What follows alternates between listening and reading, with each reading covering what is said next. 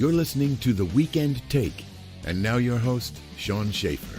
Hello, everyone, and welcome to this episode of The Weekend Take. I'm your host, Sean Schaefer, and joining me this week is creator and host of Super Geeked Up and the writer and director of Super Knocked Up, Jeff Burns. Jeff, how are you doing? I'm doing awesome. Thanks so much for having me on. Well, it's great to have you on, and I know as listeners of the show may not know, but certainly our Patreon patrons will.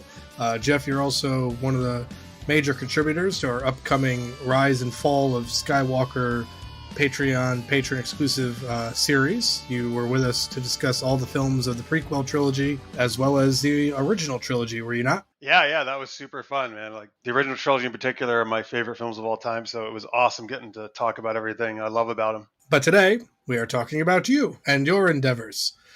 We are not in a galaxy far, far away. We're actually, we're a bit far, far away. You're in San Diego now, which is a far cry from where you and I first met, almost 2 decades ago now. Holy shit, has it been that long? Almost. Wow. So, Jeff, we'll kind of take a bit of a chronological approach. So, what for you, and it sounds like it was Star Wars, but what for you was the thing that you saw on screen that said, I want to do that? You know, it's interesting. I love Star Wars, and the original trilogies are my favorite films, but I don't think they really made me want to be a filmmaker. I honestly don't know if any film specifically did. I didn't even start trying to be a filmmaker until my last year of college. I'd always had an interest, certainly in storytelling. Even when I was young, I would write my own short stories, try to create these worlds and stuff. And not that those were very good back then, but it was fun to do, and I was very interested in that. And I was certainly always very interested in sci-fi, fantasy, and comic books and superheroes from a very young age. I don't know. I think I was just always really had a love for telling stories, and I thought film would be a really cool medium to do that storytelling. So then did your love of comics precede your love for film? It did. That's a great question, actually. Let me think about that. Probably yes. I mean, I read comics from pretty young, I think. Very much Marvel early on. Spider-Man was always my favorite. He's still my favorite character today. So I read all the Spider-Mans. I got very much into X-Men too. Probably comics were before, maybe a little before movies. All right. So now you said you started getting into film your last year of college. I guess what were you studying at college, and what got you interested to say, hey, let me give this a try? Yeah, not anything to do with film in terms of what I was studying. I was a history major. That's actually what my bachelor's is in. My master's is in ancient history. In college, I was in a suite. So we had there were 6 of us. There's 3 rooms and then a common room. And a couple of my suite mates who were my really good friends. For some reason, we decided we wanted to make a film, and we wanted to just run around campus making this very, very bad film. And the whole thing was improvised. We came up with a couple story ideas, but all the lines, everything was just improv. Darth Vader was in it at one point because one of our friends had a Darth Vader costume.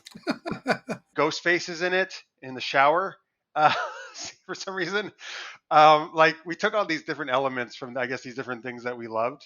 And it's a stupid story about this guy has an evil twin who's kind of masquerading as him or something and causing problems.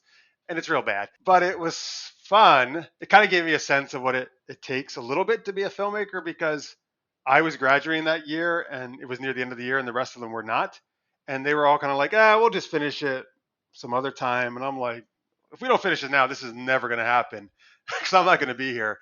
So it was kind of I really had to kind of take the producer role and kind of motivate people to, organize everybody to finish it. And then also, it was my first kind of experience editing. I did all the editing for it. Not that I really knew what I was doing, but, it was a good experience. And I guess it kind of maybe gave me the bug that this is something I enjoy doing. Is that film available anywhere to see? Because this sounds like fun. Absolutely not. That film exists on a VHS tape in storage somewhere in one of my boxes.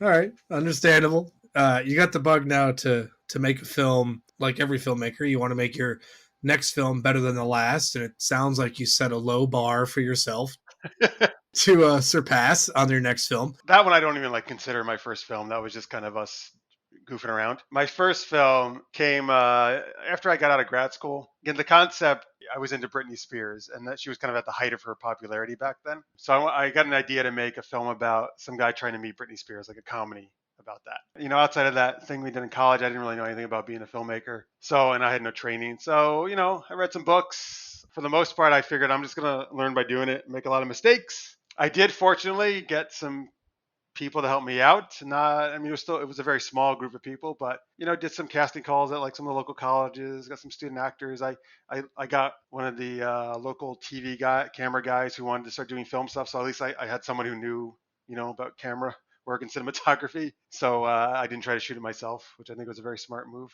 Again, not great looking back, but I was very proud that we finished it.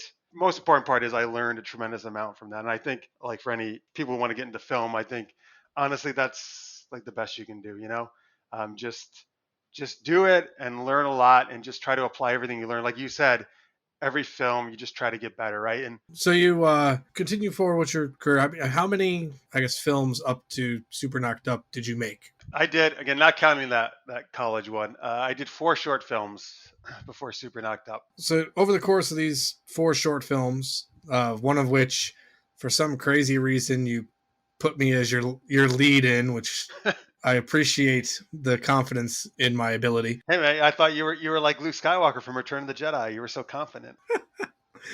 All leads up to Super Knocked Up. So how did the idea of Super Knocked Up come to be, and tell us a little bit about what Super Knocked Up is? Sure. Super Knocked Up is an online series it's an action comedy about a supervillain who gets pregnant by her superhero nemesis, and these 2 enemies have to raise a baby together. The idea actually came from an online screenwriting class. It's a thing called Screenwriting U. They have a bunch of different classes, but I took this intensive 6-month course. The idea was to come up with a unique concept, and at the end of the 6 months, you have a full script written. So I came up with a concept in that course. As I mentioned, I've always been into comic books and superheroes, but I was trying to think of something that hadn't been done with superheroes yet, and I really couldn't think of too much. The idea of like these 2 enemies having a baby together, I felt that was kind of a different take on it. And at first I thought it was going to be way too elaborate, I guess, to try to do on my own. But at one point I just realized, you know what? I kind of just want to make this on my own. And I realized at the core of the script, it wasn't about these big battles or the powers. It was really about the personal relationships, and it was about the villain and the hero. Are they going to be able to start this like kind of family together? And I realized if that's really the core, then I can very much do that and focus on those very personal scenes, and still working a little bit of that cool like superpowers and fights and stuff. How many segments or episodes of the series are there? We did 2 seasons, 5 episodes in each season, so it's pretty short. First season, the episodes are around 5 minutes or so, and then season 2 we made them longer. They're probably about 8-10 minutes. Okay.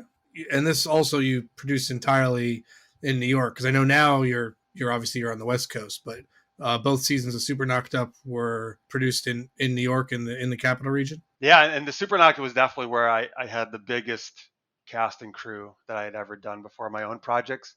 Season 2 in particular, because like we talked about, I was trying to make season 2 like improve on from season 1 and make it bigger and scale and do more stuff. So season 2 we had I felt okay. From my perspective, it was a big crew from what I worked with. Obviously not compared to a lot of other films. If you had to ballpark, how many production days did you think took to shoot both seasons of Super Knocked Up? The 2 seasons we shot very differently, because season 1, which is a very typical thing for independent filmmakers, we would shoot on weekends here and there, right, when we get everybody free. So season 1, I feel it took over a span probably of 6 to 8 months, but just shooting like weekends here and there. And we probably maybe shot most of an episode in a weekend, so maybe it didn't take quite that long. But again, it was very kind of spread out. Season 2, we did totally differently. I shot more like a very typical production where we shot for 2 weeks straight with like 1 day off every week, each week, and the rest of the days we were shooting. And a big reason for that was that my lead, I flew in from LA, so we kind of had to do it that way. So from the time that you came up with this script, let's say, till season 2 was out and released, and I guess, and how far apart were seasons 1 and 2? But probably we had season 1 out within at least within 2 years, I guess, maybe of when I wrote it. Mm-hmm. Season 2 debuted exactly a year after season 1. Like season 1, we were very good. We were able to release an episode every 2 weeks. And season 2, unfortunately, they were more spread out. They started really well. The first 2, I think, came out the way when I planned.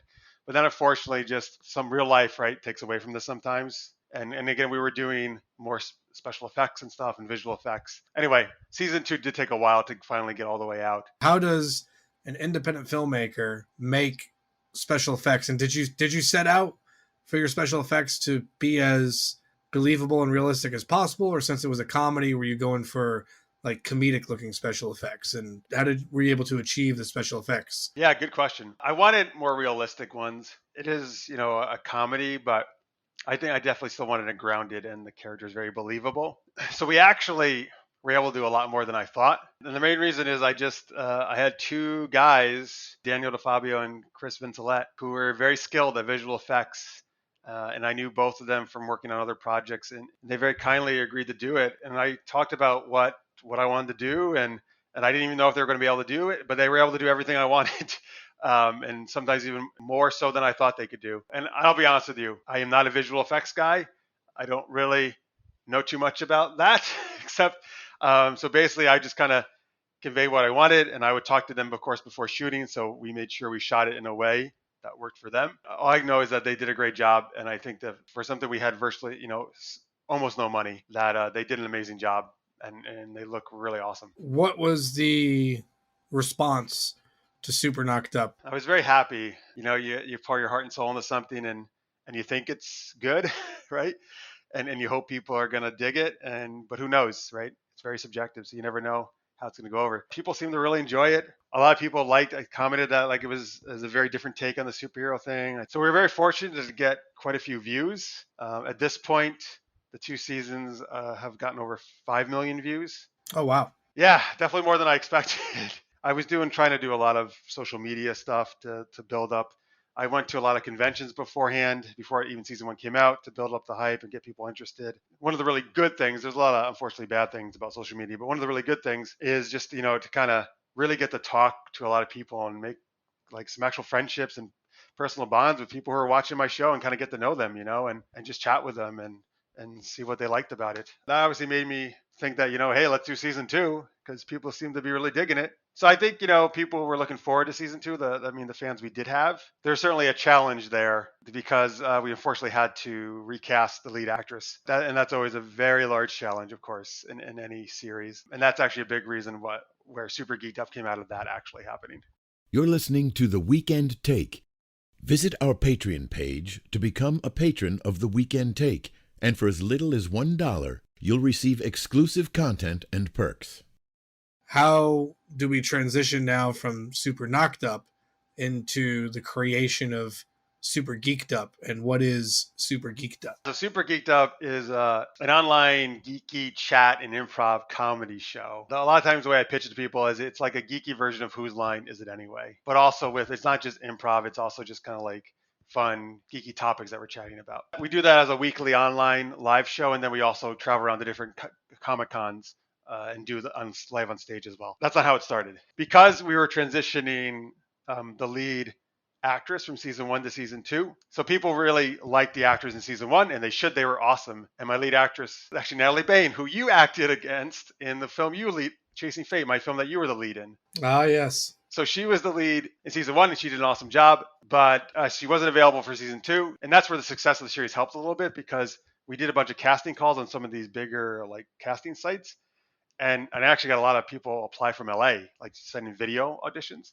And that's how I wound up finding Jordan Gibson, who played the lead character in season 2. Again, I know this is a tough sell, right? To replace an actor and when people really dig the character, and the actor, of course, embodies the character. And I knew Jordan was going to be great, but to help people do that transition, my idea was, well, what if we do a little show where me, Jordan, and Mark Bazula, and you know Mark, I think. So Mark played the superhero. So I figured, what if I and my 2 leads, we do this kind of geeky chat show where we just talk about different things with fans of Super Knocked Up, and we do it live, and we'll have they can tweet us their comments and questions and stuff. And my idea was, because Jordan was a very personable person in real life, and I felt if the fans kind of met her as a person before season 2 premiered, they would get more behind her in the role, and it'd be easier transition to accepting a new actor in that role. I think that's very clever. Oh, thank you. So that seemed to have worked, because when we were doing that, the people who were watching, they really were getting behind Jordan, and they were getting excited to see her.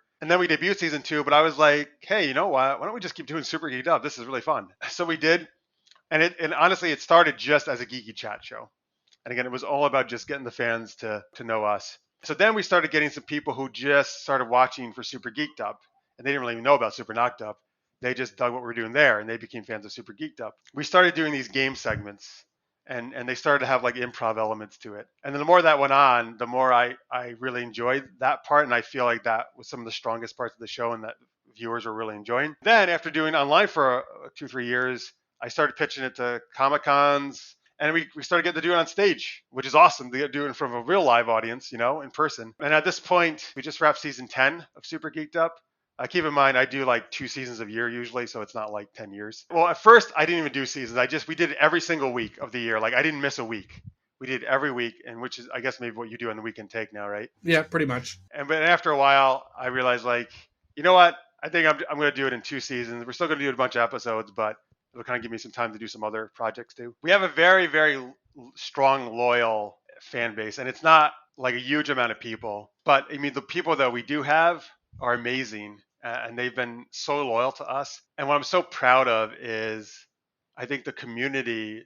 And when I say we, like, because there's been multiple people who have co-hosted, like Jordan and Mark started with me, but then, other people through the years have co-hosted with me. I think we've been able to build this community of just positivity and acceptance for like whatever people love. Like, the show is all about whatever geeky thing you love. We want to embrace that. And even if it's not something I love, I want to hear your love for it. So the show is very much about that, and about everyone supporting each other. And that doesn't happen a lot online, unfortunately, right? There's a lot of negativity and people yelling at each other, and that never happens on our show. And I'm so proud of the people who watch our show, and there's such a great community of people. And that's, I think, one of the things I'm maybe most proud of. Have you seen anybody cosplaying as Super Knocked Up characters? Oh man, that would be my dream. No, I mean, not. Well, I mean, one time Jordan dressed up in costume because we were doing a little skit there, but nobody, like, not a fan, I haven't seen. That would be amazing. I will say, somebody, I think, when Super Knocked Up was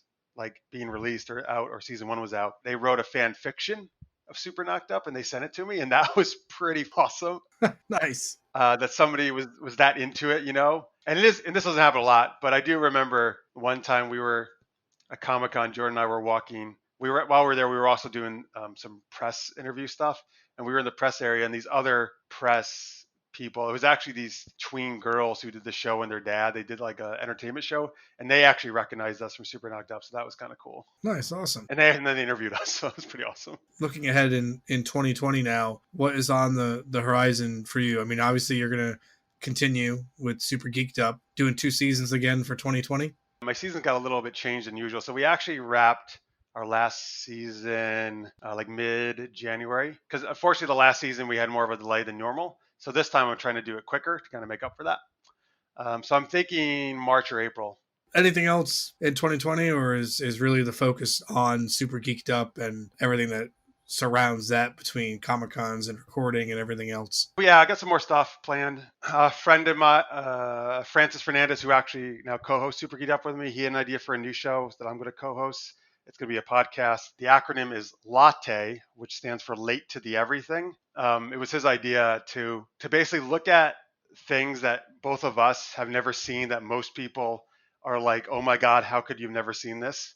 So we're going to kind of each episode explore, and it could be a movie, book, video game, something, pop culture. It could be a lot of things, but we're probably going to do a lot of movies to start. Our first one actually is going to be 2001: A Space Odyssey, because I know, unbelievably enough, neither of us have actually seen it. So it's actually a good excuse to see all these things that we've been wanting to get around to. It's going to be kind of looking at maybe like, how were those films received when they first came out, and like, what do we think about them now, like, as we watch them today in 2020. So that should be fun. Definitely going to cons is always a big part of my schedule. And actually, San Diego Comic Fest and it's coming up here at the beginning of March, which is a small fest. This actually was started by one of the founders of Comic-Con, kind of trying to get back to the roots of Comic-Con with a smaller fest. Mm-hmm. Besides doing Super Geeked Up there, I'm actually running the gaming department there. Oh, cool. That's a big thing I've gotten into the last few years, is role-playing games.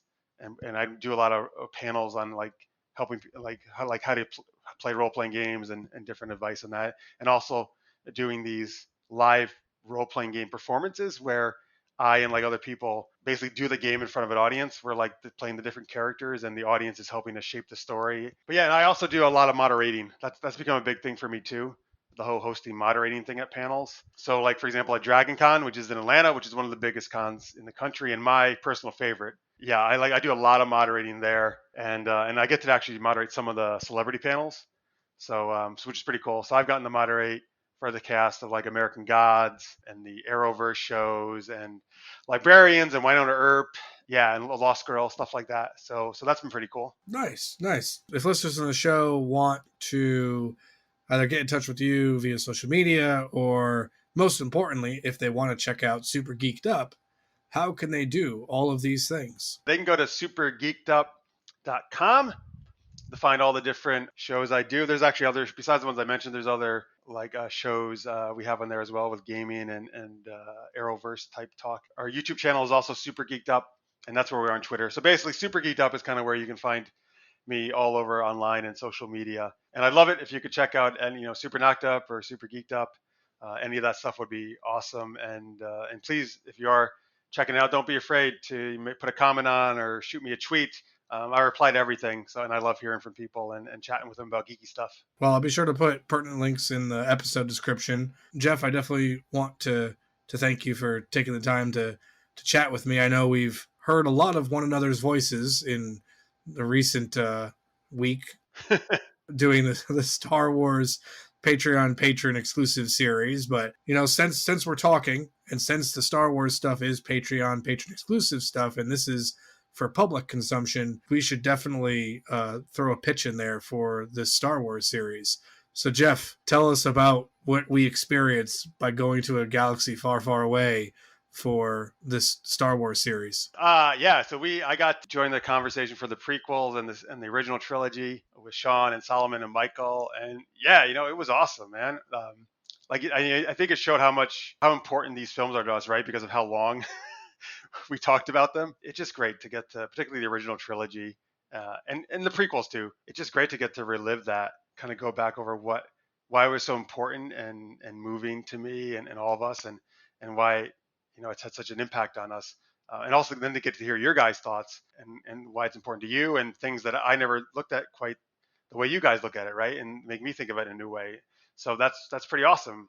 And hopefully the viewers or listeners will kind of maybe get some new ways to look at it too. And I learned a bunch, researching, and a lot of what I learned I shared with you and Solomon and Michael, and stuff I didn't even know what could have been with the Star Wars universe, like last minute changes and just quirky little trivia things. So I really enjoyed exploring that with you and Solomon and Michael, talking about the prequels and original trilogy. Look forward to having quite the debate coming up in talking about the sequel trilogy and I bet.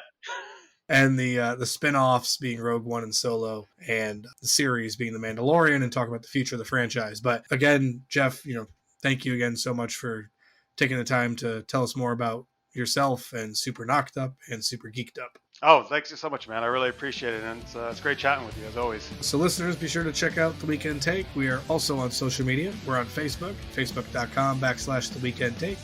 We're on Twitter @Weekend Take.